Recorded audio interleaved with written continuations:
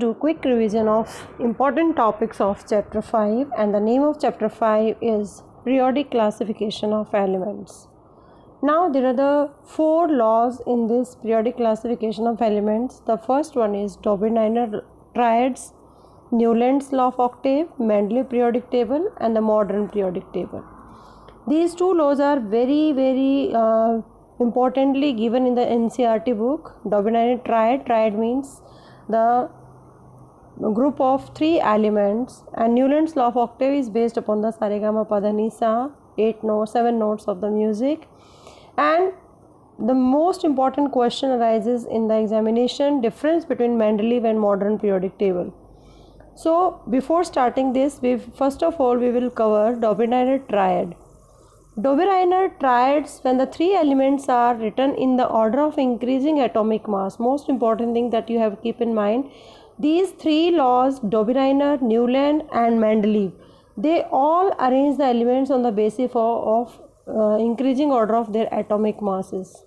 So atomic masses of the middle element was roughly the average of atomic masses of other 2. For example, lithium, sodium and potassium. The atomic mass of lithium is 3, sodium is 23, potassium is 39. If we add these 3 first and third, then we will get 3 plus 39, not 3, it is 7, atomic number is 7, and when we add it 7 plus 39 divided by 2, then it comes 46 by 2, that is 23. So what is written here, the atomic mass of the middle element, this middle element, was roughly the average of atomic masses of 2 elements, and first element is lithium, second is potassium, and the average is 23.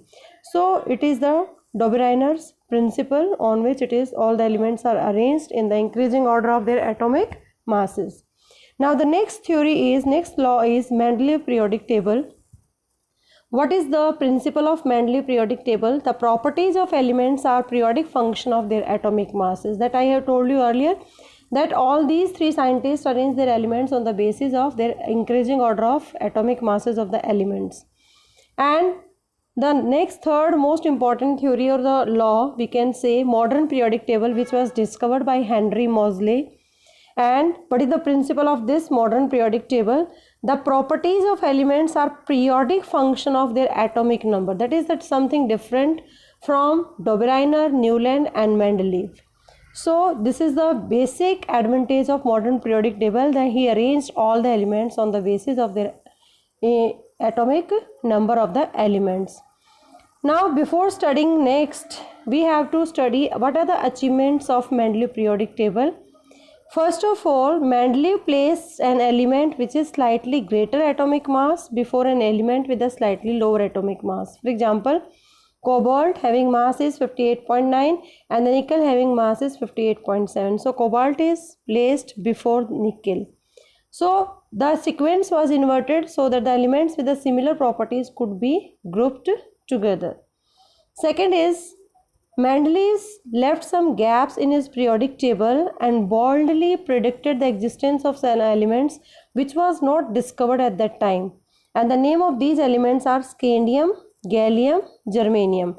And before discovering these elements, he predicted some properties of these elements and named them Eka boron. Scandium was Eka boron, gallium was Eka aluminum, and germanium was Eka silicon. And he found that all the properties are same as he predicted before the discovery of the elements. Now the third property, achievement of the Mendeleev periodic table. One of the strengths of the Mendeleev periodic table was that noble gases was discovered and they could be placed in the new group without disturbing the existing order. Helium, neon, argon, these are the noble gases which are discovered by the Mendeleev, and he placed all these noble gases in a separate group without disturbing the order of the other elements in his periodic table. But there are few limitations due to which he failed and the theory was not so popular, and modern periodic table take over the advantages of the Mendeleev's limitations. And what is the limitation of Mendeleev's classification? First, no fixed and correct position can be given to the hydrogen. Second, isotopes of all the elements have a great challenge to Mendeleev's periodic table, because isotopes are those which have same atomic number. For example, hydrogen has 3 isotopes, 1h1, 1h2, 1h3. First of all, there is no fixed position of hydrogen, and if, for example, if hydrogen get the fixed position, then how he will arrange the isotopes of the elements? Then only the one element will be in the one box, but there are the 3 elements of the hydrogen, deuterium, protium, deuterium and tritium. This is protium, deuterium and tritium, 3 isotopes exist. So this is a great challenge in front of Mendeleev. Third is atomic mass do not increase in regular manner in going from one element to the next, so it was not possible to predict how many elements could be discovered between 2 elements, especially when we consider the heavier elements. So these are the limitations of Mendeleev classification. Now, how does modern periodic table take care of these 3 limitations of Mendeleev periodic table and get success? First was, Mendeleev did not give the fixed position of hydrogen, but the modern periodic table gave fixed position or correct position to the hydrogen. Second, he arranged all the elements on the basis of their atomic number. So this is the benefited part of modern periodic table, that all the isotopes did not create any kind of challenge, and because all the isotopes have the same atomic number, so they can be placed in a one box. Third is atomic number increases by 1 in going from one element to the next, so it can easily be ascertained as how many elements would be found in between these 2 elements. So atomic number is the great success for modern periodic table for Henry Moseley instead of Mendeleev periodic table. Now in the modern periodic table there are 7 periods and 18 groups. And how can we identify the groups or the periods based on the atomic number in modern periodic table? First of all, write the electronic configuration on the basis of atomic number. Look at the number of electrons present in the valence shell. If it helps us to find the group number. The third step is count the number of shells. It helps to find the period. For example, let us take an example of sodium.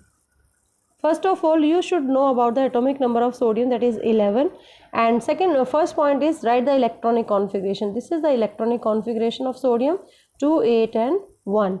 Now second point is look at the number of electrons in the valence shell. There is 1 electron, so the group is 1. So sodium belongs to group 1, and what is the period, in which period it belongs? That is 3. Number of shells are 3, 1, 2, 3, K, L, M. 3 shells are there, so period is 3. So sodium belongs to third period and the first group. Similarly, you can identify so many elements on the basis of their electronic configuration. Let us see in the table electronic configuration is 2 and 1. It belongs to first group. Valence shell, number of electrons in the valence shell is 1. In this case 2, 8, 2. Number of electrons are 2, so it belongs to second group.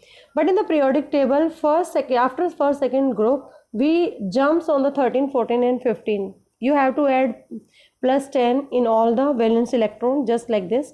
283, it is not belonging to the third group, but it belongs to the 13 because we add 10. Because in between other metalloids are present in between, that we will not study in the 10th class.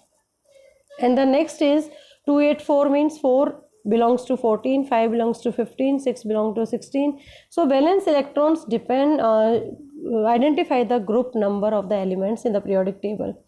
Similarly, how can you identify the period? If number of shells are here, K shell only, there is 1 shell, so period number 1.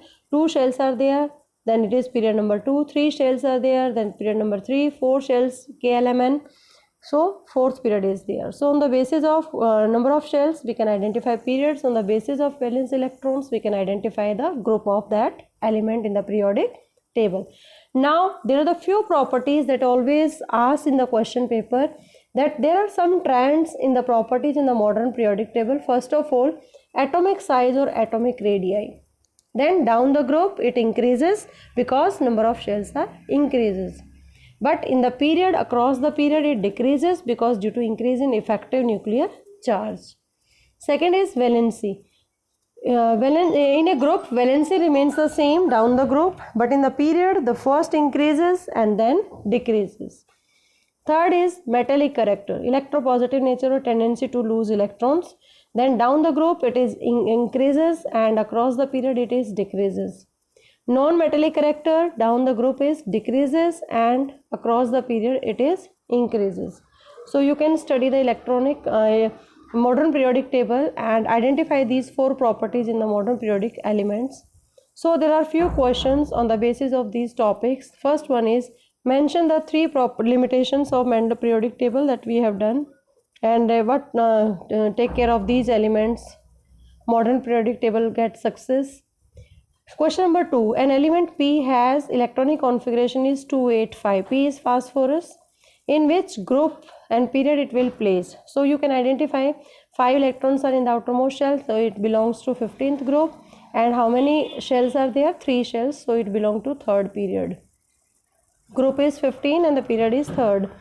Now another element is Q having electronic configuration is 25. Can it be placed in the same group or period as P?